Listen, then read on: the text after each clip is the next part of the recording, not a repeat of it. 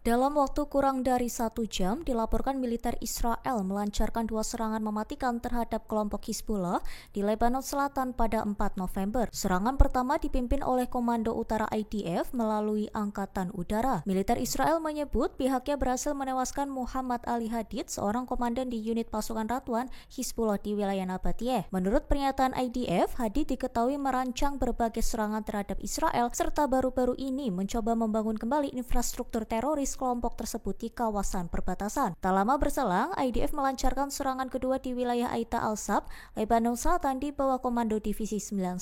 Dalam operasi itu, seorang anggota Hizbullah lainnya dilaporkan tewas setelah terdeteksi sedang mengumpulkan informasi intelijen mengenai posisi pasukan Israel. Militer Israel menilai tindakan kedua anggota Hizbullah itu melanggar kesepakatan keamanan antara Israel dan Lebanon. Melalui pernyataannya, IDF menegaskan akan terus bertindak untuk menyingkirkan setiap ancaman terhadap keamanan negara Israel.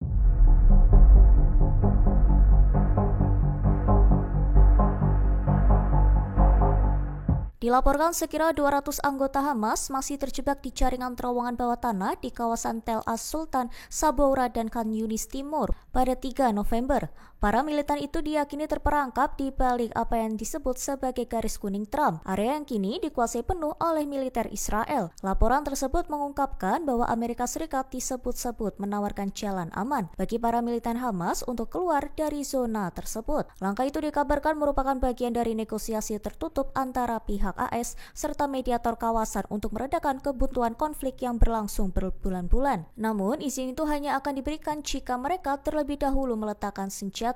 Keputusan itu langsung menuai kritik tajam dari kalangan pejabat Israel sendiri. Menteri Keuangan Bezalel Smotrich disebut menentang keras langkah tersebut dan menyebut rencana itu sebagai tindakan yang tidak masuk akal mengenai pemberian jalan aman bagi kelompok yang masih dianggap sebagai ancaman serius bagi keamanan Israel. Pejabat tinggi Iran akhirnya mengakui bahwa cadangan uranium negara itu yang telah diperkaya hingga 60% kini terkubur di bawah reruntuhan fasilitas nuklir mereka pada 3 November 2025. Menteri Luar Negeri Iran Abbas Araghchi menyebut sisa uranium tersebut tidak dapat diakses setelah fasilitasnya dibom dalam serangan udara yang dilakukan Israel dan Amerika Serikat beberapa bulan lalu. Ia juga menuturkan bahwa hingga kini pemerintah Iran belum memiliki rencana untuk memulihkan cadangan uranium tersebut. Bahkan pihaknya belum mengetahui seberapa banyak material itu masih utuh dan bisa digunakan kembali. Pengakuan ini menjadi sorotan karena menunjukkan betapa besar dampak serangan presisi Israel dan AS terhadap program nuklir Iran. Sementara itu, seorang perwakilan dari Korps Garda Revolusi Islam juga mengonfirmasi keberhasilan operasi intelijen Israel. Ia menyebut pemimpin Hamas Ismail Haniyeh tewas dalam serangan rudal di Teheran tahun lalu. Pengakuan terbuka ini menjadi tanda bahwa Iran mulai menyadari besarnya kerusakan serta kekalahan strategis akibat operasi gabungan yang dijalankan Israel bersama sekutunya.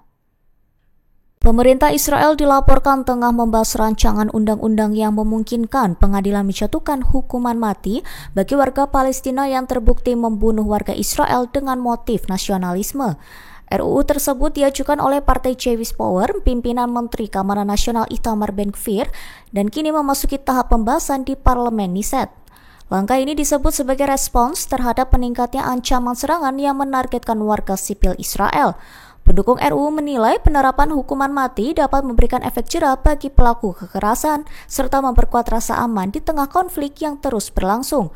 Mengutip Tribun News 4 November, namun sejumlah pejabat keamanan Israel menilai kebijakan itu beresiko besar. Mereka memperingatkan bahwa hukuman mati bagi warga Palestina bisa memperburuk ketegangan hingga membahayakan keselamatan tawanan Israel yang masih ditahan kelompok bersenjata Palestina. Meski menuai penolakan, Menteri Ben-Gvir menegaskan bahwa pengadilan tidak boleh memiliki kebebasan dalam menjatuhkan vonis. Menurutnya, siapapun yang membunuh warga Israel atas dasar nasionalisme harus dihukum mati tanpa pengecualian. Dukungan itu juga datang dari Perdana Menteri Israel Benjamin Netanyahu. Download Tribun X sekarang, menghadirkan lokal menjadi Indonesia.